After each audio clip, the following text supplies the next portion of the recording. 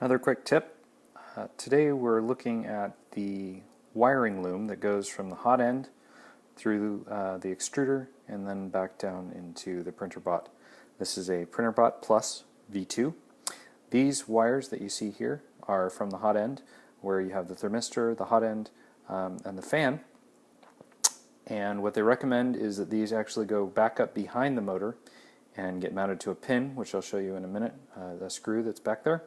But instead, to relieve strain and make the wires have a longer length to get back down in, I put a M3 8mm screw right here.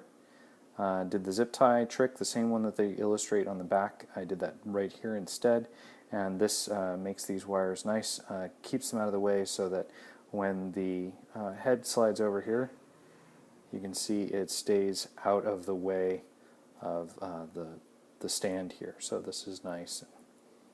Get in there and really see it. You've got plenty of clearance, so your head can move along just fine, and the extruder doesn't have any strain on these wires or anything else, which they say is very, very important. So that takes care of that.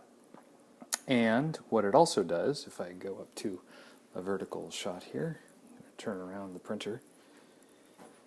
There we go. You can see those same wires here coming off the top of the extruder motor, and what I did is run the loom here all the way down along to, this is the x-axis, and then down all the way into the belly of the beast here. And by taking this route, there was enough slack on the extruder motor to fit and plug into the bottom there just fine. When I tried to route these back around here, basically the 3 to 4 inches of wiring that was lost there made it impossible to fit it into the board underneath.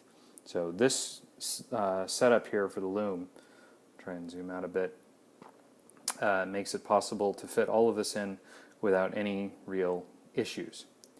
So the last thing I want to show here is a second tip or issue, I guess. What I discovered is that this belt is not long enough for mine. I did a measure, ran a tape measure around it. It looks like it should be somewhere around the range of 30, maybe 31 inches long, maybe something around 77 centimeters. And mine is not. It's probably closer to 28 inches. So what I did is I ran a zip tie up and through here to hold this in place. It removes all the slack there so that this is now nice and taut, and then I've used the 2 tensioners here to finish it off. And in doing so, this whole thing, this whole assembly now is nice and taut, and hopefully will work fine. I haven't done my first print yet, but it looks pretty secure. I'm going to talk to them and see if I can get a longer belt. This should go wrapping over and then tuck down into here like it does on the bottom. This belt, the top belt, is significantly larger than the bed belt for the, I guess it would be the y-axis.